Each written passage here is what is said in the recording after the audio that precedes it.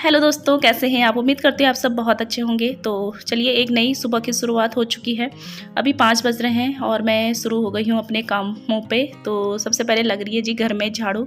तो सबसे पहले घर में झाड़ू ही लगानी चाहिए उठ के, क्योंकि ये अच्छा भी होता है और हमारे लिए भी अच्छा होता है, हमारे घर के लिए भी अच्छा होता है और हमारे परिवार वालों के लिए, सबके लिए अच्छा होता है। मतलब सुबह-सुबह जब घर में पहली झाड़ू लग जाती है ना, तो घर में से जो नकारात्मक ऊर्जा होती है वो बाहर चली जाती है और घर में सुख, समृद्धि, शांति बनी रहती है। तो एक कमेंट मुझे यहाँ पे याद आ रहा है। तो मतलब मेरे चैनल पे एक आधा कमेंट ऐसे आते ही रहते हैं, अगर आप इतनी जल्दी उठ जाते हो तो फिर नहा के क्यों नहीं नाश्ता बनाते हो, बिना नहाए क्यों नाश्ता बनाने लग जाते हो। तो देखिए, सबकी अपनी अपनी सोच होती है और मेरी सोच यहाँ पे ये है कि मैं अपने मतलब बिना नहाए धोए बिना घर को साफ़ सुथरा किए हुए अच्छे से मैं नहाना पसंद नहीं करती हूँ, क्योंकि मेरे लिए पूरा घर ही अपना मंदिर है।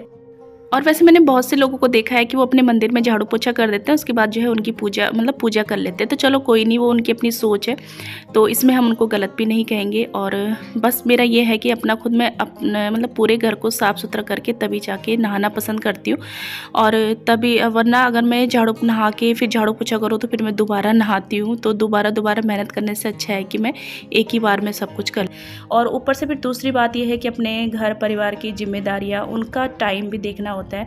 ऐसा नहीं है कि मतलब बहुत से मैंने देखे हैं और ऐसा होता भी है, अगर हम सुबह सुबह अपना नहाने धोने पूजा पाठ में लग जाए ना, फिर क्या होता है कि ऐसा भी अच्छा नहीं लगता ना कि परिवार वाले किचकिच कर रहे हैं, उनके लिए देर हो रहा है, या फिर वो बिना खाए हुए ही घर से बाहर जा रहे हैं, लंच नहीं लेके जा रहे हैं प्रॉपर तरीके से। तो फिर घर में जब है सुख शांति ही नहीं बनी रहेगी तो फिर उसका क्या फ़ायदा, उस पूजा पाठ का क्या फ़ायदा। भगवान स्वयं कहते हैं कि पहले तुम अपने परिवार, क्योंकि उन्होंने ही हमें अपने परिवार की जो भी है ये काम काज जो हाउसवाइफ को दिए हैं उन्होंने ही दिए हैं। तो वो खुद कहते हैं कि पहले तुम अपने परिवार को देखो, उसके बाद जो समय बचता है तब तुम मेरी सेवा करो। तो मैं भी ऐसी करती हूँ और इसी चीज़ को मैं मानती हूँ। पहले अपने परिवार की जिम्मेदारी, फिर उसके बाद अपने घर को पूरे अच्छे से साफ़ सुथरा करके और तब जाके जो है मैं नहा धो के अच्छे से अपने भगवान की सेवा में लगती हूँ। तो प्रॉपर अगर आपको वीडियो चाहिए किस तरीके से मैं क्या करती हूँ तो आप मुझे ज़रूर कमेंट कीजिए।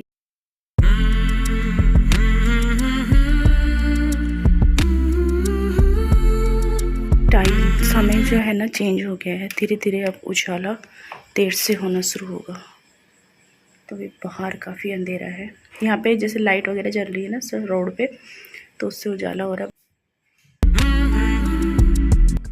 तो झाड़ू मैंने लगा दी है, देख सकते हैं आप, अभी भी अंधेरा हो रहा है। तो इसके बाद ही मैं आ गई हूँ किचन में। तो किचन में थोड़ा सा काम करूँगी, क्योंकि रात के जो बर्तन हैं धुले हुए इनको मैं इनकी जगह पे लगाऊंगी। और जितने बर्तन मुझे अभी नाश्ते के लिए, जैसे कढ़ाई चाहिए, कुकर चाहिए, तो वो मैंने बाहर ही रख दिया है। और इसके बाद ही जो सारे बर्तन है ना उनको मैं लगा दूँगी। तो आज ना मैं बच्चों के लिए जो है बढ़िया सा लंच बनाने वाली हूँ, और बनाने वाली हूँ मैं जो चाइनीज़ टाइप के फ्राइड राइस होते हैं ना वो। तो उसके लिए मुझे अभी चावल बनाने हैं, मतलब भात बनाना है। तो ये चावल मैंने धो धा के 2 पानी से धो के और ये मैं चढ़ा दूँगी इसमें पानी लगा के गैस पे। तो तब तक जो है चावल बनते जाएंगे। इसके बाद ही अभी मैं तैयारी थोड़ी देर में करूँगी नाश्ते की, क्योंकि सब्ज़ी वगैरह सारी मैंने काट के रखी है रात से ही। तो अभी 5:40 हो रहे हैं और मैं आ गई हूँ छत पे। तो देखिए, वैसे तो मैं 4:30 बजे उठ गई थी, लेकिन मैं तब नहीं आती हूँ क्योंकि तब काफ़ी अंधेरा रहता है और अंधेरे में आने में मुझे डर लगता है अकेले अकेले। तो बस यहाँ पे आते ही मैंने सूर्य भगवान को किया है नमस्कार, और उसके बाद जो है मैं 15-20 मिनट यहाँ पे वॉक करूँगी। मतलब 6 बजे तक यहाँ पे वॉक करके फिर उसके बाद आराम से जाऊँगी। आज मौसम ना थोड़े से बादल भी आए हुए हैं ना, तो इसलिए जो है थोड़ा जो उजाला है ना वो थोड़ा लेट से हुआ, क्योंकि बादलों की वजह से काला हो रहा है। ये दोस्तों बड़ा ही प्यारा मौसम हो रहा है, सुबह सुबह का ये जो सुहावना मौसम होता है ना, बड़ा ही एनर्जी से भरा हुआ होता है और बहुत ही सुकून देता है सच में। चारों तरफ ना बादल छाए हुए हैं और ठंडी ठंडी हवा चल रही है, बड़ा ही मज़ा आ रहा है सच में।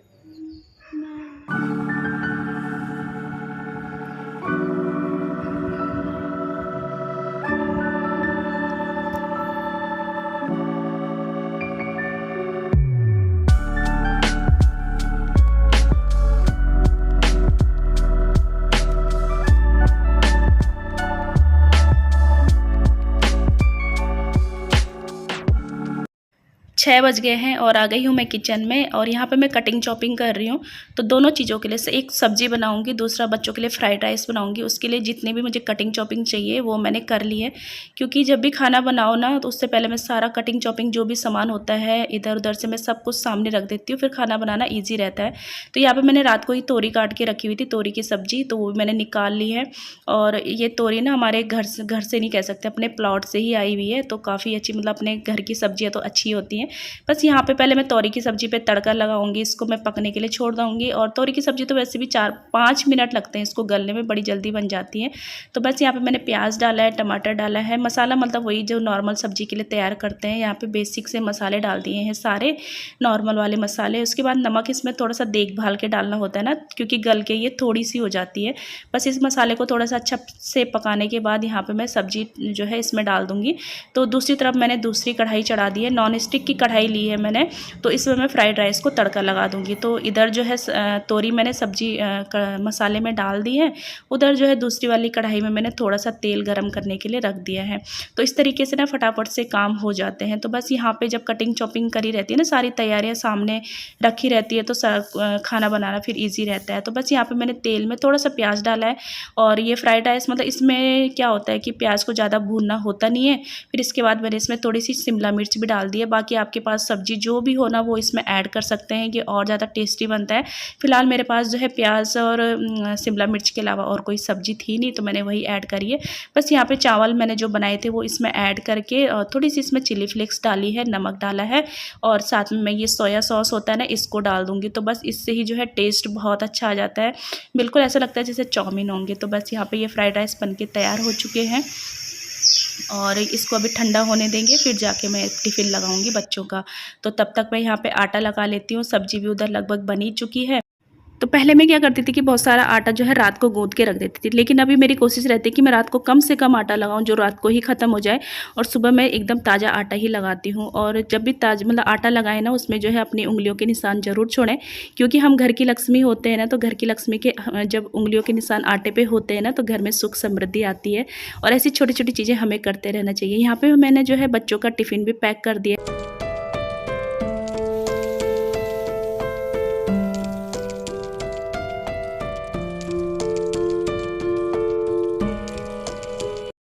इतना करते करते जो है टाइम 6:30 बजे का हो गया है, और 6:30 बजे से ही मैं रोटियां बनाना शुरू करती हूँ, क्योंकि ना यहाँ पे तक जो है बच्चे और उनके पापा सभी रेडी हो जाते हैं, तो उनको जो है गर्मा गर्म रोटियां खिला सकूँ। तो बच्चे भी और उनके पापा भी जो है रोटी सब्जी खा के जाएंगे, और लंच में भी उनके पापा रोटी और सब्जी लेके ही जाएंगे। बच्चों के लिए तो मैंने फ्राइड राइस बनाए हुए हैं, इसलिए जो है उनके लंच के लिए रोटी नहीं बनानी है, तो फटाफट से बना लेते हैं बच्चों के और उनके लिए नाश्ते के लिए, और साथ में हस्बैंड के लंच के लिए रोटियाँ। तो बच्चे हो या उनके पापा हो ना, तो ये प्रॉपर तरीके से नाश्ता करके ही निकलते हैं घर से। और बच्चों को भी ना छोटे से ही आदत डाली हुई है कि बिना खाए पिए उनको घर से जाने ही नहीं दिया, तो उनको वो ना वही आदत पड़ गई है। वो रोटी सब्जी पराठा वगैरह जो भी रहता है ना, वो प्रॉपर तरीके से खा के ही जाते हैं। इसके बाद ही मैंने 2 रोटियाँ अपने लिए भी बना दी हैं। तो मेरा नाश्ता करने का टाइम तो खैर बहुत बाद में है, लेकिन अभी बना के रख देती हूँ, फिर 2 रोटियों के लिए कहाँ मैं बाद में तवा चढ़ाती रहूँगी। तो बस यहाँ पे किचन का काम हो चुका है, इनको मैं नाश्ता दे चुकी हूँ, बच्चे जा चुके हैं।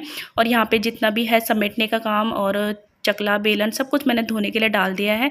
और इसके बाद ही मैंने इनका लंच भी पैक कर दिया है, साथ में इनकी वाटर बॉटल है वो भी मैंने भर दी है। तो इसके बाद ही जो है इनको भेजूँगी, उसके बाद जो है लगूँगी अपने किचन के कामों में। तो चलिए जी, यहाँ पे ये जा चुके हैं और इनको नीचे छोड़ के आती हूँ मैं। तो बस उसके बाद आते ही मैंने जो है अपना किचन से ही शुरू कर दिया है, क्योंकि किचन से ही निपटा के चलती हूँ। फिर उसके बाद ही ना किचन की जो रहती है ना, मतलब किचन में भी काम है, ये सब जो है एक तरफ से मतलब माइंड फ्री रहता है। तो बस यहाँ पे सबसे पहले मैंने तवा को धो के रख दिया, उसके बाद ही चकला बेलन को धो के रख देती हूँ अलग से ही। तो इनमें मैं जो नॉर्मल मेरे बर्तन वाले जूना होता है ना, स्क्रब, और उसका इस्तेमाल नहीं करती हूँ मैं चकला बेलन और तवा में। तो बस यहाँ पे जो है इनको मैं पहले ही धो के जूठे बर्तनों में भी मिक्स नहीं करती हूँ। तो इससे भी जो है काफ़ी सारी चीज़ें होती हैं जिनका हम ध्यान रखते हैं ना, जो हाउसवाइफ होती हैं, तो हमारे घर परिवार के लिए अच्छी रहती है, और छोटी छोटी चीज़ों का ध्यान हमें रखना चाहिए। तो बस यहाँ पे जो है बर्तन धुल चुके हैं सारे, और जो कप वगैरह होते हैं मैं उनको हाथ के हाथ जो है स्टैंड पे लगा देती हूँ, यहाँ पे कप स्टैंड में। और बाकी जो बर्तन होते हैं वो टोकरे में रहते हैं। बाकी जो प्लेटें थालियाँ वगैरह होती है ना, इनको भी मैं हाथ के हाथ लगाती जाती हूँ इनकी जगह पे। तो बस यहाँ पे देखिए मैंने काउंटर टॉप और गैस को भी अच्छे से साफ़ कर लिया है। इसके बाद ही जो कपड़ा होता है जिससे मैं साफ़ करती हूँ, तो इसी में जो लिक्विड होता है ना बर्तन धोने वाला, उसको थोड़ा-सा लेके यहीं पे जो है इस कपड़े को भी साफ़ कर लेती हूँ, तो साफ़-सफ़ाई भी बनी रहती है। और आजकल बरसात में जैसे ऐसे ही छोड़ दो ना कपड़े को, ना धो तो इससे स्मेल भी आती है। फिर उस कपड़े से जब हम अपनी किचन साफ़ करते हैं तो पूरी किचन से जो है एक अजीब-सी स्मेल आने लगती है। तो इसकी भी साफ़-सफ़ाई का हमें ही ध्यान रखना होता है। इसके बाद ही मैंने सिंक एरिया भी अच्छे से साफ़ कर लिया है। तो एक सिस्टर पूछ रहे थे कि आप बर्तन धोने के लिए क्या इस्तेमाल करते हो? तो जो लिक्विड आता है ना बर्तन धोने वाला, वही इस्तेमाल करती हूँ, या तो विम का ले लेती हूँ या फिर प्रिल का, तो इन दोनों में से एक। तो बस यहाँ पे उससे ना बर्तन अच्छे से साफ़ हो जाते हैं, चमकदार रहते हैं। तो बस यहाँ पे अब किचन से काम कंप्लीट करके आ चुकी हूँ अंदर। तो अपनी बेडशीट को अच्छे से झाड़ के हाथ से ही मैंने सेट कर लिया है सारा, क्योंकि झाड़ू तो मेरी लगी चुकी है, बस अब मुझे पोछा लगाना है और हल्की-फुल्की अपनी डस्टिंग करनी है। तो जो है सबसे पहले मैं कपड़े भिगोने रख दूँगी, क्योंकि जब तक मेरा काम होगा डस्टिंग का, पोछे का, तब तक जो है ये कपड़ों से जो मैल होगी वो अच्छे से निकल चुकी होगी। और फिर जो है फटाफट से मैं एक-एक हाथ मार के इन कपड़ों को जो है धो दूँगी। तो थोड़े से ही कपड़े हैं तो आज मैं हाथ से ही धो रही हूँ, तो इन सबको मैं भिगोने छोड़ दूँगी। सबसे पहले यही काम रहेगा मेरा। तो बस यहाँ पे फटाफट से मैंने सारे कपड़े भिगोने छोड़ दिए हैं। तो बस अभी कपड़े भिगो ही रही थी कि मेरी नज़र गई दरवाज़ों पे, जो कि गंदे हो रहे थे। इन पे जो धूल वगैरह होती है ना, चिपक सी जाती है, तो बस वही लगा हुआ था। तो बस उसको मैंने जो है हल्का सा कपड़ा गीला किया है और उसी से जो है दोनों दरवाजे बंद जो है साफ़ कर दिए हैं, इधर बाथरूम का भी, उधर टॉयलेट का भी। तो एक फ्रेंड बोल रहे थे कि आप अपने बाथरूम की क्लीनिंग वगैरह नहीं दिखाते हो, तो स्पेशली इस तरीके की क्लीनिंग मैं नहीं करती हूँ। मतलब करने की ज़रूरत ही नहीं पड़ती है, क्योंकि मैं रोज़ के रोज़ नहाने से पहले अपना जो है बाथरूम, टॉयलेट वगैरह जो है डेली साफ़ करती हूँ ना, तो विशेष सफाई करने की ज़रूरत नहीं पड़ती है। यहाँ पे झाड़ू पोछा हो चुका है, पंखे वगैरह जो चलाए थे मैंने पोछा सुखाने के लिए, वो मैंने बंद कर दिए हैं। और इसके बाद ही जो है यहाँ पे मैट वगैरह सारी बिछ जाएंगी और सारे कमरों से लाइट वगैरह बंद करके मैं चलो जाऊँगी नहाने के लिए। तो इस टाइम का मुझे बड़ी बेसब्री से इंतज़ार रहता है कि कब मेरा घर का काम फटाफट ख़त्म हो और उसके बाद ही जो है मैं नहा के अपना जो है पूजा पाठ पे लगूँ। तो इसके बाद ही आता है जी मेरा पूजा पाठ वाला टाइम। तो बस यहाँ पे चली गई हूँ अपना पूजा पाठ करने के लिए और इसके बाद ही ना पूरा 1 घंटा मतलब आराम से सुकून से मन से जो है अपनी पूजा करती हूँ। लगभग मुझे 1 घंटे का टाइम लगता है। कोई जल्दबाजी नहीं करती हूँ, क्योंकि सारे काम मुझे तभी अच्छा लगता है जब मेरे सारे काम कंप्लीट हो जाएँ और इसके बाद ही ना मन में कोई भी ये चीज़ ना रहे कि मेरा ये काम रह रहा है, वो काम रह रहा है। बस मतलब पूरी तरीके से मन से जो है अपने भगवान के लिए समर्पित हो जाए। तो जन्माष्टमी वाले ब्लॉग में एक फ्रेंड ने कमेंट किया था कि आप इनका भोग भी लगाते हो क्या?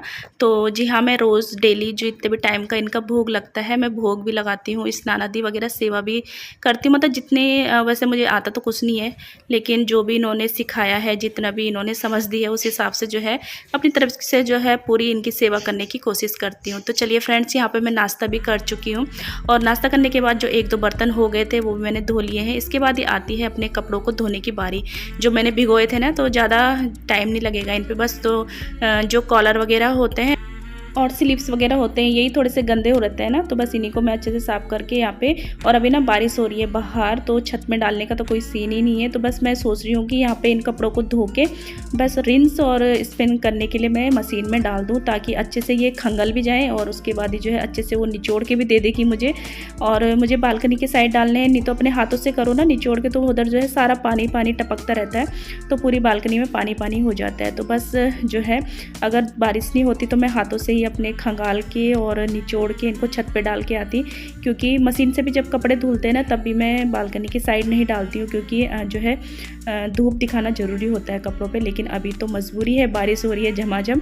तो बस जो है मैंने इसको स्पिन, रिंस और स्पिन होने के लिए जो है मशीन में सेट कर दूंगी। तो वैसे जैसे नॉर्मली मैं कपड़े धोती हूँ तो मुझे 1 घंटा 26 मिनट का टाइम लगता है, और इसके बाद ही यहाँ पे सिर्फ 22 मिनट का टाइम लगेगा इसको रिंस मतलब खंगालने के लिए और कपड़ों को अच्छे से निचोड़ने के लिए। तो इधर मेरा 1 घंटे का जो टाइम है बिजली का और हर चीज़ का बचत हो गया ना। तो बस यहाँ पे ये फटाफट से खंगालेगी और निचोड़ेगी, इतना काम करके ये मुझे देगी। मतलब आधा काम मैंने कर दिया, आधा काम मशीन करके देगी। तो बस उसके बाद ही जो है एक सूट था जिसका कलर जाता है मेरा, तो उसको मैंने हाथ से ही खंगाल के निचोड़ के यहाँ पे नल के ऊपर रखा हुआ है नितरने के लिए। और अब जो है वाइपर से अच्छे से जो है बाथरूम का पानी सुखा दूंगी। तो बाल्टियाँ हटा हटा के भी मैं साफ़ करती हूँ, क्योंकि जो है बाथरूम भी एकदम सूखा सूखा होना चाहिए, पानी वगैरह नहीं होना चाहिए। फिर फिसलन भी नहीं होती है और कोई भी बाथरूम को इस्तेमाल करता है तो उसको अच्छा लगता है। चौकी वगैरह भी जैसे बच्चे कर देते हैं ना इधर उधर, तो मैं जो है बच्चे जब नहाते हैं ना तो उसके बाद ही भी मैं बाथरूम हमेशा चेक करने जाती हूँ और उसको अच्छे से साफ़ करके, मतलब यही काम रहता है मेरा दिन भर में। क्योंकि बच्चे भी वाइपर से साफ़ करते हैं लेकिन मुझे लगता है कि वो इतने अच्छे से नहीं कर पाते, चीज़ें हटा हटा के नहीं करते हैं। मतलब जैसे चौकी हो गई और बाल्टियाँ हो गई, तो मैं तो हर एक चीज़ को हटा हटा के जो है वाइपर से साफ़ करती हूँ। और एक बारी शाम को भी चेक करती हूँ और रात को सोने से पहले भी चेक करती हूँ। मतलब पूरा बाथरूम सूखा हुआ होना चाहिए। यहाँ पे मैंने कपड़े भी डाल दिए हैं बाहर अपने स्टैंड में, तो सूख जाएंगे ये शाम तक क्योंकि अच्छे से स्पिन हो रखे हैं ना।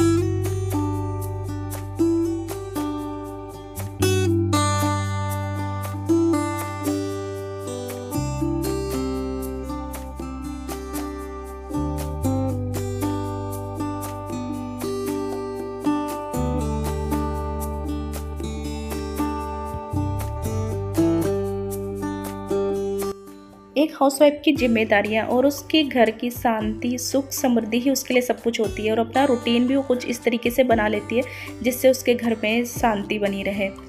तो चलिए फ्रेंड्स, अगर आज की वीडियो आपको थोड़ी सी पसंद आई हो ना तो प्लीज़ प्लीज़ प्लीज़ आपसे रिक्वेस्ट है हाथ जोड़ के कि वीडियो को लाइक ज़रूर कीजिए और चैनल पे पहली बार आ रहे तो सब्सक्राइब भी कीजिए। मिलती हूँ आपको नेक्स्ट वीडियो में।